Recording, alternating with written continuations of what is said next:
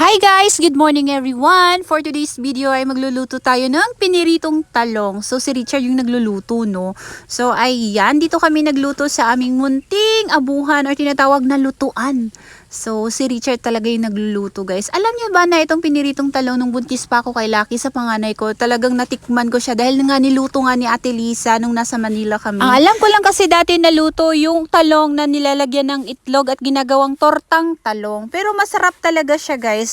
So ayan, meron din tayong galunggong dahil maaga si Richard pumunta ng market. So tinimplahan ko na nga siya ng kape. Sabi ko nga sa kanya, wag na siya magkape dahil nga acidic siya. Pero hindi talagang maiiwasan dahil masarap talaga magkape. Hay nako, sumasakit daw talaga yung ulo niya kapag hindi siya nakainom ng kape. Kaya naman araw-araw talaga nagkakape. Hindi na nga mawawala yung pagkakape niya. Here's your coffee. Uy, salamat. Nagtimplahan na yung kong kape. For how many years?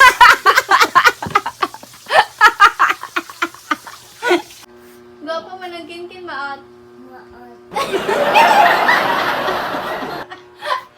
Gwapo man ang kinkin, maot. Gwapo man ang kinkin, maot. Ha?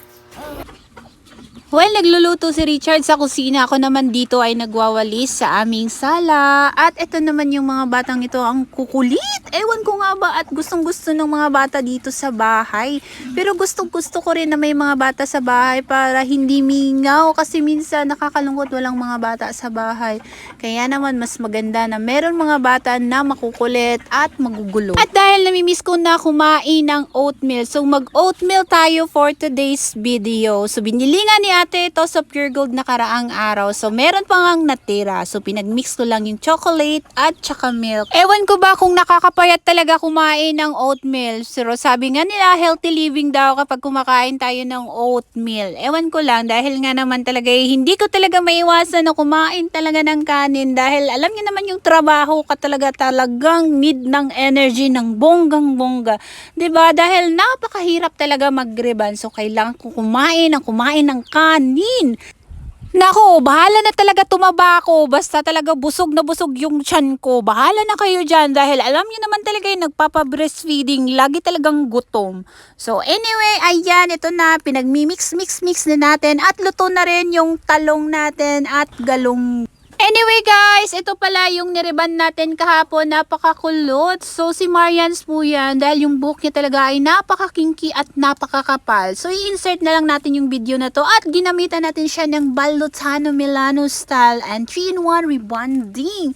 So napakaganda dito talaga ng Balotano dahil napapabilis natin yung ating paggawa at this is it. Ito na nga yung resulta ng kanyang hair. Sobrang bonggang-bongga na.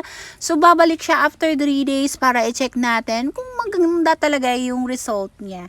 So, i-update ko na lang dito yung result niya, guys. So, sobrang shiny, silky, at smooth na yung hair ni Marians. Kitang-kita nyo kanina, yung hair niya ay makapal at sobrang kulot, no?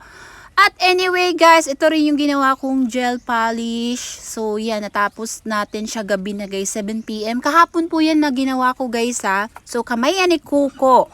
So yan na yung kamay niya. Hindi yan extension, natural nails niya yan guys. Napakaganda nga naman talaga ng kanyang nails. At ito rin naman yung isang ginawa ko. So extension po yan guys. Hindi po yan nails niya. Talagang extension yan. So nag-nail art din ako dyan. Ang simple lang. Dahil sabi niya simple lang. Guys, natapad jud ang mga singer diri sa Escalante. Simple na kayo ka. Diba? Nagtaparay din sila. Si Ma'am Gachiban, Agabon, and si Tata. Pura.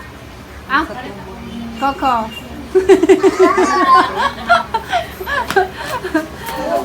Coco.